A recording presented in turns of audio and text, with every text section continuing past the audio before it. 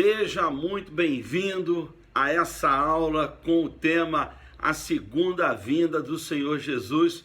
E a gente tem como texto base Mateus capítulo 24, versículo 27, que diz: porque assim como o relâmpago sai do Oriente e se mostra no Ocidente, assim há de ser a vinda do Filho do Homem, Jesus. E antes de mais nada, eu quero te convidar a me seguir nesse canal. Então você, se não é inscrito aí, se inscreva no meu canal, assinala aí o sininho das notificações, porque toda vez que entrar um vídeo novo, claro, você vai ficar sabendo imediatamente, tem vídeo novo, você vai lá e dá uma conferida. É a segunda vinda do Senhor Jesus Cristo.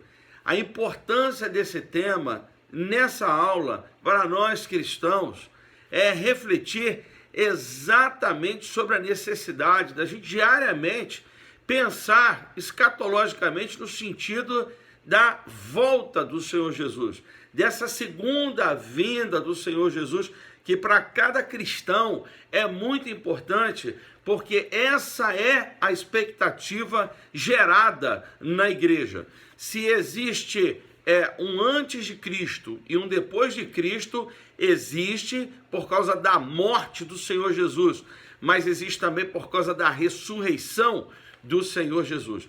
É preciso entender que a ressurreição de Jesus, ela tornou tudo muito diferente, porque o cristianismo, ele vai muito além de uma religião.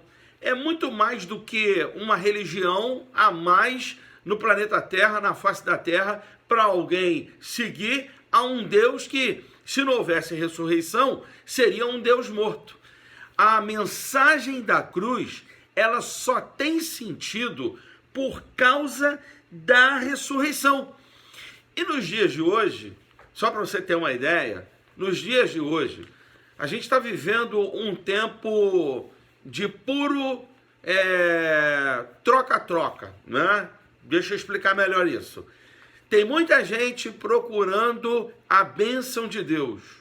Tem muita gente indo atrás do carro zero, da casa própria, passar um concurso. O meu Deus, nesse caso que eu estou falando, é o Deus que me dá uma bênção, né? E eu o sirvo porque ele me abençoa.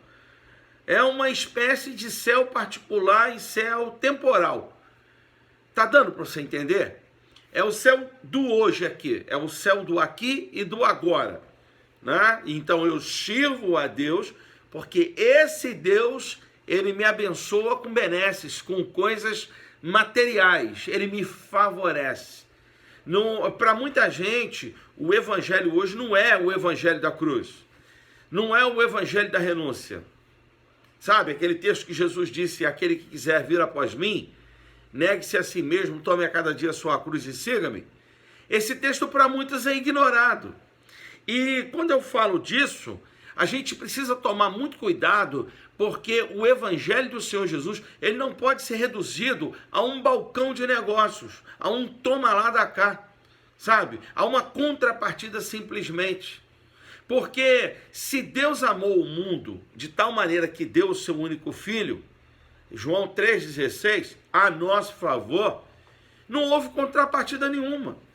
Ele veio, a Bíblia diz que Jesus veio buscar e salvar o que se havia perdido. O céu, se Jesus não viesse nos buscar, o céu continuaria sendo céu, sabe? Então, a contrapartida para Deus praticamente não houve. Deus amou uma coisa que, sinceramente, gente, sabe, sinceramente, Deus amou o homem. Mas o que tem o homem para dar para Deus? A gente não tem nada para dar para Deus. Absolutamente nada. Se a gente parar para pensar direitinho, a gente não tem nada para dar para o Senhor. Sabe? Sabe aquela música que diz assim: se Deus fizer, ele é Deus, se não fizer, ele é Deus. Se ele der, se ele fizer, se ele deixar de fazer, ele continua sendo Deus. Não há nada que eu possa dar para o Senhor, nada. Ele só pediu uma coisa: a minha fé, o meu coração. E mesmo que eu dê essas coisas para ele, o que eu estou dando? Sabe? E pensar sobre a segunda vinda do Senhor Jesus, então, é pensar que nessa relação com o Senhor, não existe necessariamente uma contrapartida favorável ao Senhor. E aí eu posso entender o seguinte, que o que deu sentido ao Evangelho, o que deu sentido à mensagem da cruz, foi algo que marcou a humanidade, marcou a eternidade, que se chama ressurreição. Ou seja, Jesus, ele morreu na sexta-feira, ressuscitou ao terceiro dia no domingo pela manhã, e esse fato da ressurreição torna tudo muito diferente. Então vamos pensar um pouquinho sobre a sua ressurreição e sua ascensão. Ressurreição e ascensão do Senhor Jesus. E que foi, nesse caso, a vitória mais importante. É preciso, então, entender aqui, nesse ponto, sobre a ressurreição e a ascensão do Senhor Jesus, que a ressurreição foi o evento mais importante. Porque Jesus morreu, mas ressuscitou. Essa é a nossa garantia. Essa é a valia. Não servimos a um Deus morto. Deus não está morto. O nosso Deus está vivo. Então, partindo desse ponto, precisamos compreender que o Senhor Jesus, ele aumenta o nosso relacionamento com ele na expectativa de que a ressurreição dá sentido a uma série de coisas. Mas a principal, e que eu quero falar aqui, é sobre a segunda vinda do Senhor Jesus. Ele não ressuscitou para ir embora. Ele não ressuscitou para nos largar para trás. Ele ressuscitou para nos buscar. Ele disse isso, que ele viria nos buscar. Entendendo isso, como a vitória mais importante, que é a ressurreição, precisamos entender também que a ressurreição é o grande pilar da fé cristã. A tua e a minha base para pregar e testemunhar do Senhor Jesus não diz respeito ao quanto Jesus fez por mim na vida material. É claro que Mateus, capítulo 5, 6 e 7, o Sermão da Montanha, o Senhor Jesus ele vai dizer sobre as garantias de quem o serve, de que nós não passaríamos fome, sabe? Quando Jesus disse lá, até as aves do céu, o Pai as alimenta, quanto mais vocês. O Senhor Jesus nos deu essa garantia. E eu posso dizer uma coisa, que na comunidade cristã, quando nós servimos a Deus e estamos dentro da comunidade cristã, é tão garantido isso, que lá em Atos capítulo 2, conta a história da igreja primitiva, falando de que eles ali não tinham falta de coisa alguma. Eles não tinham falta alguma.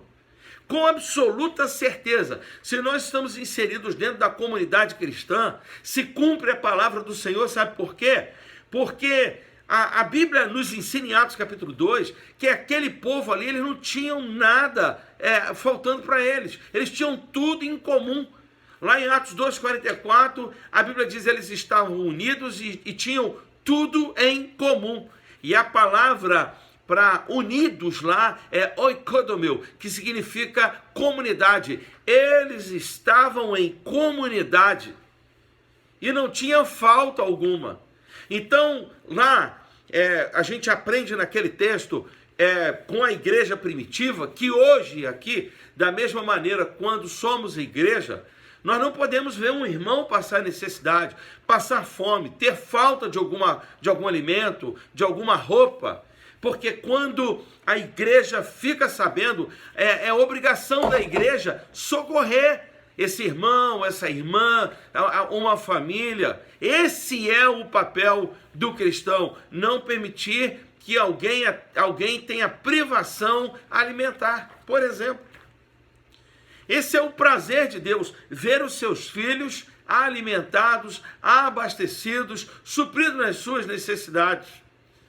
Mas esse ato de Atos 2,44 é porque houve uma promessa feita pelo Senhor Jesus de que Ele um dia viria nos buscar. Isso criou uma expectativa na comunidade cristã do primeiro século, e eles se reuniam para adorar a Deus na expectativa já da volta de Jesus para aquele tempo. A verdade é que eles já esperavam a volta do Senhor Jesus para aquele tempo. E se a gente seguir então, há uma terceira coisa com relação à ressurreição e à ascensão do Senhor Jesus, que é o fato de que Jesus, quando ressuscitou, ele voltou para casa. Ele, na verdade, voltou para o Pai e nos deixou o Espírito Santo. A ascensão do Jesus ressuscitado ao céu é o último ato público do ministério do Salvador. A convicção de que vamos ser levados para morar eternamente no céu está associada a estes dois argumentos básicos. O primeiro, a promessa feita por Jesus. O segundo, a sua ida antes de nós para depois voltar e nos buscar, segundo a Tessalonicenses 1, versículos 6 e 7. Vamos entender uma coisa aqui. Na hierarquia dos processos educativos e proclamativos, a mensagem sobre o Cristo ressuscitado deve ocupar o lugar de destaque. A ressurreição é o fato que amarra todos nós ao Senhor Jesus, ao Cristo, ao Messias, ao ungido de Deus. Se ele ressuscitou, nós também iremos ressuscitar. Isso é lindo. Nós também iremos nos encontrar com ele. É uma programação. A ressurreição é o código da vida eterna. A ressurreição é o código da vida eterna. Jesus morreu a nossa morte, mas ressuscitou. Bom, se a ressurreição e a ascensão têm toda essa importância, em segundo lugar, nós precisamos pensar sobre esse arrebatamento da igreja. E pensando sobre ele, precisamos refletir sobre os argumentos presentes nos evangelhos em favor do arrebatamento. A promessa da vinda do Senhor Jesus para buscar a sua igreja antes de um colapso global é um dos pilares da fé que nós guardamos com carinho no nosso coração. Há uma promessa. O mundo caminha para um precipício e nós todos estamos assistindo a tudo que está acontecendo. Nós estamos hoje vivendo agora uma pandemia chamada Covid-19, o novo coronavírus. E no momento que você vê esse vídeo aqui, está exatamente acontecendo isso, e nós estamos aqui no mês de abril, em pleno 10 de abril de 2020, vivendo uma pandemia mundial. E o mundo está assistindo de camarote as últimas coisas. O princípio das dores. Ainda não é o fim, mas nós estamos já, de algum tempo, vendo os atos escatológicos, os processos escatológicos se desenrolando com tanta facilidade e força, e nós estamos correndo para o fim. Disse que no século XX o mundo cresceu assustadoramente em matéria de ciência e desenvolvimento científico, como nunca antes na história. E hoje, no século 21, nós estamos de uma maneira tão acelerada que, com certeza, um dia de pesquisa científica talvez corresponda a décadas do século 20. Hoje o mundo tem uma plataforma pronta para pesquisa e aí, em cima disso, evidentemente que a ciência ela avança com mais celeridade, com mais velocidade. É importante pensar que os argumentos da segunda vinda do Senhor Jesus estão presentes nos evangelhos. E um texto matriz, um texto muito especial, um texto que fala muito, é Mateus capítulo 24, que fala da segunda vinda do Senhor Jesus. O próprio Senhor Jesus nos deu dicas ali. E ele disse ali, dentre tantas coisas, para a gente se guardar dos falsos profetas, que haveriam guerras, rumores de guerras, fomes, terremotos, pestilências, ataques virais em vários lugares. Mas ele fala e assegura que isso ainda não seria o fim. Seria apenas o princípio das dores. O arrebatamento da igreja, ele é um fato. O mundo está apreensivo. Estamos vendo o mundo olhando com apreensão para o que está se passando no planeta, ao redor da Terra. Você sabe que nesse momento de ataque dessa pandemia, rico, pobre, seja de que raça for, estão todos com medo. Homens e mulheres, jovens e crianças, tantos usando máscaras, fecharam aeroportos, fecharam fronteiras, tantas coisas aconteceram. As pessoas ficaram com medo de sair de casa, os governos deram ordem para uma quarentena, todos obrigados a ficar em casa. É um slogan, aqui no Brasil, por exemplo, fique em casa. Isso vai passar. Com a graça de Deus, vão descobrir a cura contra o novo coronavírus. Certamente que sim. Mas a gente sabe muito bem que outras coisas virão mais na frente.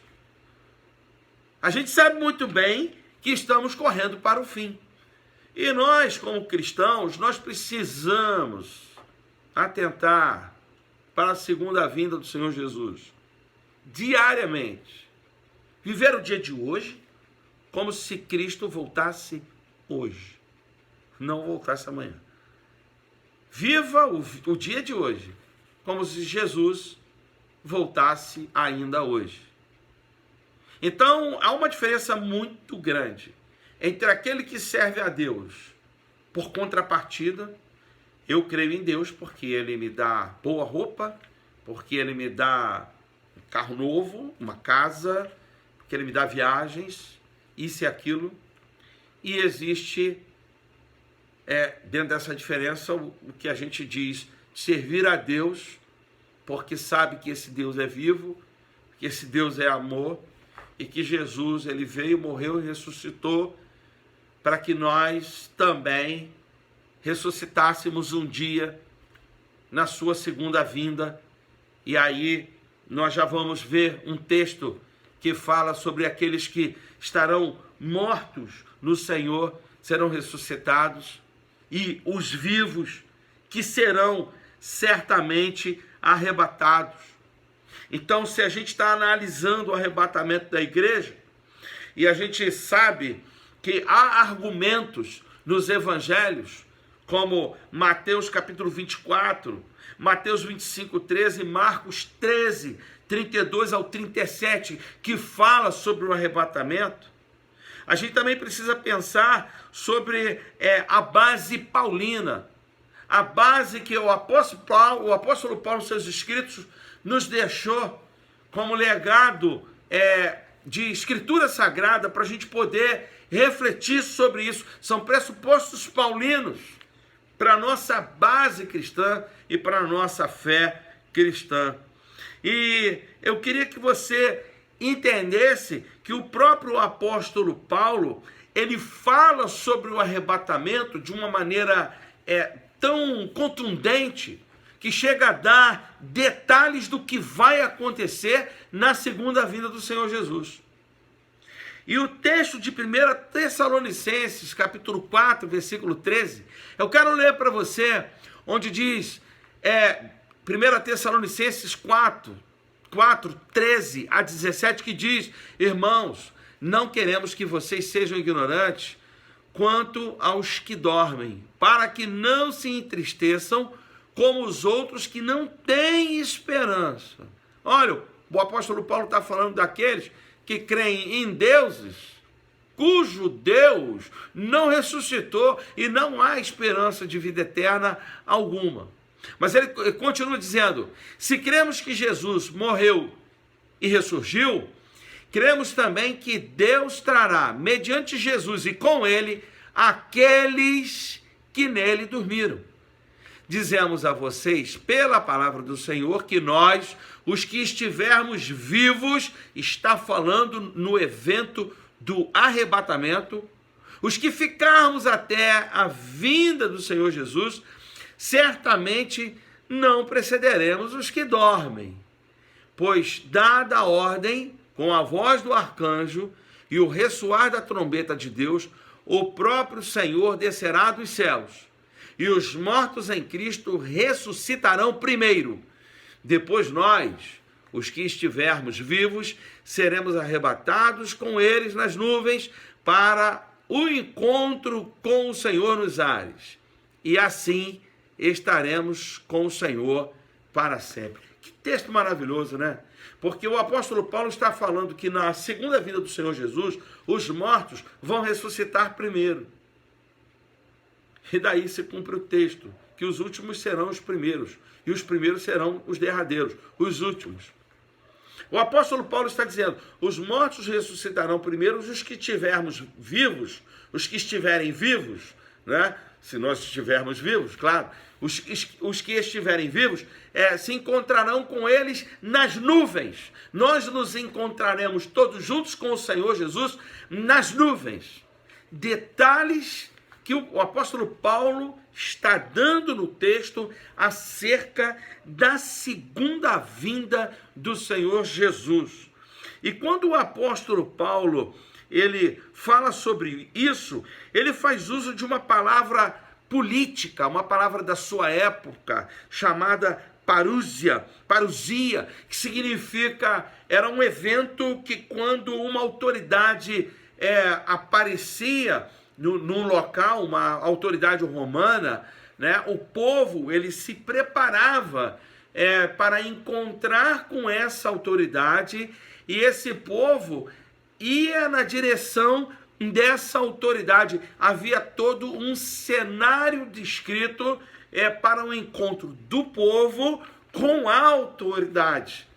E Jesus ele faz uso dessa palavra parousia para dizer que nós, da mesma forma, quando Jesus aparecer na sua segunda vinda, nós também, como comunidade cristã, nós iremos na direção dele e nós nos encontraremos com ele nos ares. Isso é tremendo, isso é maravilhoso, e pensar sobre isso dá a nós a responsabilidade da gente então entender que viver hoje é viver na expectativa de que Deus supre as nossas necessidades, sim, mas também que o Senhor não só nos abastece para essa vida terrena, mas que nós estamos nos preparando para ter um encontro com o Senhor Jesus.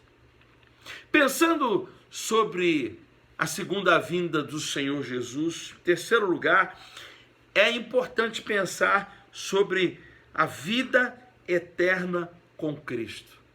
Tudo isso não é algo que aconteceu, eu estou falando do fato da ressurreição, não é algo que aconteceu para Jesus levantar dentre os mortos, ir para casa como nós vimos aqui, voltar para o local que ele estava, de onde ele veio, e nos esquecer aqui.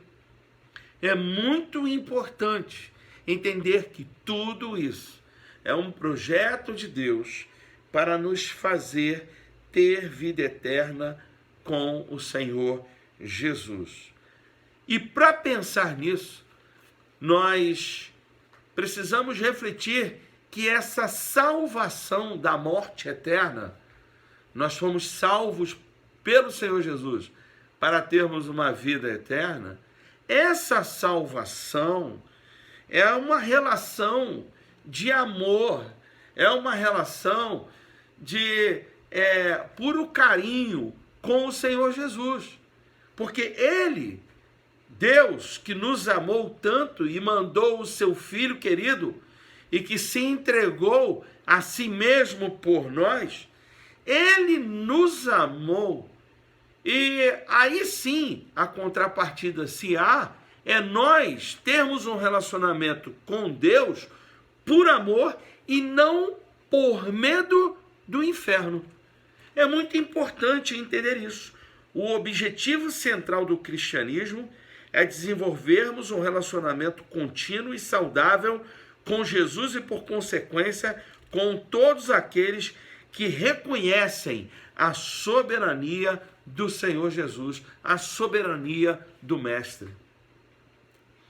O nosso relacionamento com o Senhor deve ser um relacionamento de amor, de carinho. A melhor coisa entre duas pessoas é o amor, é o carinho e, a partir do amor, os seus códigos, respeito, a boa convivência e, no caso do nosso Senhor Jesus, a nossa fé, o nosso respeito, o nosso carinho, porque quando eu comecei essa aula, eu disse para você que há muitos que servem a Deus por interesse. Tem muita gente pregando um evangelho que não é o evangelho da cruz. Deixa eu falar, corra desse negócio aí, corra disso, mete o pé disso aí. Tem muita gente que não está pregando o evangelho da renúncia. O evangelho da renúncia, ele é um evangelho que não atrai muito não. É preciso entender que o homem está morto em seus pecados e delitos e que por causa disso vai para o inferno e que Jesus ele veio para nos livrar desse inferno e que Deus mandou Jesus para nos livrar desse inferno e que quando a gente crê que Jesus veio para nos livrar do inferno e entregamos o nosso coração para Ele, crendo que o grande livramento é o livramento da morte eterna, então nós temos o nosso nome escrito no livro da vida, estamos selados e aí passamos a ser filhos de Deus e aí no arrebatamento nós teremos um encontro com o Senhor Jesus também, e se nós entendermos isso, nós então vamos com certa facilidade renunciar no dia a dia, tomar a nossa cruz e seguir a Jesus, sabendo que o grande projeto de Deus é no arrebatamento, na ressurreição, melhor dizendo, é levar-nos a ter um encontro nos ares com o Senhor Jesus para vivermos uma vida eterna com Ele nos céus. Essa é a mensagem da cruz. Porque nos dias de hoje, nesse toma lá da cá, nessa relação pragmática do homem com a religião, tem muita gente fazendo do evangelho muito mais do que uma religião. Tem gente querendo ir além de uma religião, mas num sentido ruim. As pessoas estão vivendo um pragmatismo religioso. Eu estou aqui no cristianismo porque ele me dá resultado. E esse pragmatismo, ele para nada serve. Se Deus falhar, eu desanimo. Né? Falhar entre aspas. Se Deus não fizer por mim, a minha fé vai pelo ralo. Por quê? Muita gente não consegue subsistir no cristianismo e servir a Deus e seguir a Jesus. E ainda alegam, é muito difícil, ora, é muito mais difícil e complicado pensar que sem ele a pessoa vai para o inferno. Que sem ele, sem aceitar Jesus, não há salvação. É muito mais complicado isso. Não adianta aqui, então, meter o pé na jaca e viver uma vida regalada, fazendo tudo que quer, mas depois da morte vai estar onde? Tem muita gente que ainda usa essa frase, não, mas Deus conhece o meu coração. Ah, Deus conhece, é? Está querendo dizer o quê? Eu não vou me perder, eu não vou para o inferno. Ah, não. Quem de fato aceitou Jesus no seu coração, está selado com o Espírito Santo de Deus, que habita nele, 1 Coríntios 6, versículo 19. E sabe muito bem que se tornou uma nova criatura, e que agora busca ter a mente de Cristo. As coisas velhas passaram, tudo se fez novo. Porque conforme diz Romanos 3, 23, todos pecaram, estão destituídos da glória de Deus. Mas a todo aquele que crê no Senhor Jesus, Deus lhe deu o poder de se tornar seu filho, por meio do Senhor Jesus. Daí o poder da ressurreição.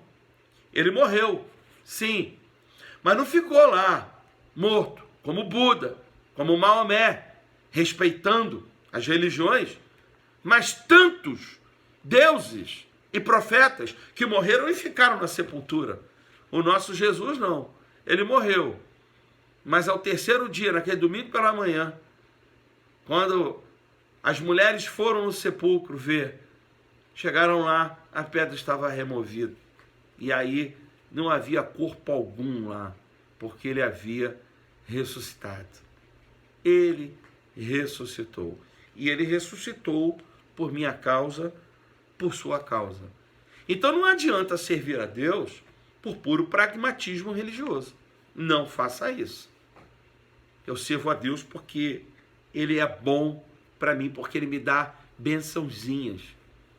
Ele me dá casa, comida, roupa lavada, né? Isso é pragmatismo. Isso é viver na contrapartida, né? Eu dou a Deus e Ele me dá. Ora, e se Deus te chamar para ser missionário no Zimbábue, em Serra Leoa? E se Deus te chamar para ser missionário em terras como o Sudão, na Líbia e tantos outros lugares? Porque não tem contrapartida nenhuma. Se Deus te chamar, você tem que ir. E aí? E ainda pensando exatamente sobre a vida eterna com o Senhor Jesus e encerrando esse tempo, concluindo, nós, na segunda vinda do Senhor Jesus, nos encontraremos com Jesus e subiremos com Ele e estaremos com Ele em novos céus e nova terra para uma celebração eterna, para uma festa eterna, para uma festa que não tem fim, para um momento único e novo e maravilhoso. E é preciso pensar que vai haver novos céus e nova terra, porque essa é a promessa do Senhor. E nós precisamos também pensar ainda que o regresso ao estado de plenitude, ou seja, Jesus ressuscitado, volta para casa e se prepara para vir buscar a sua igreja. É para nos fazer retornar ao projeto original do Éden. O desastre do Éden maculou a humanidade de várias formas. Pecado, sofrimento, dor, muitas coisas, incluindo a morte. Contudo, nosso Senhor restaurará todas as suas promessas em nossa vida celestial. Então, pense nisso. Pense na necessidade de hoje, você servir a Deus, não por pragmatismo religioso, mas sabendo que a segunda vinda do Senhor Jesus está próxima e que Ele quer que eu e você, nós tenhamos um encontro com Jesus nos ares. Como isso vai se dar? É da maneira que Paulo descreveu lá em 1 Tessalonicenses 4, do 13 ao 17. Mas exatamente como será, nós não sabemos. Mas uma coisa é certa, precisamos estar preparados para esse encontro com o Senhor Jesus. Então, Deus te abençoe profundamente, e se você ainda não é inscrito, só para te lembrar, inscreva-se no meu canal aí, faça a sua inscrição, assine o sininho lá, né? Ativa lá aquele sininho lá para você receber novos vídeos, para você saber quando vai entrar um novo vídeo, e compartilha esse vídeo, compartilha essa mensagem com seus amigos, com seus conhecidos. Faça essa aula, essa palavra chegar a tantos quantos você puder fazer. Que Deus te abençoe, não tenha medo. Jesus está voltando.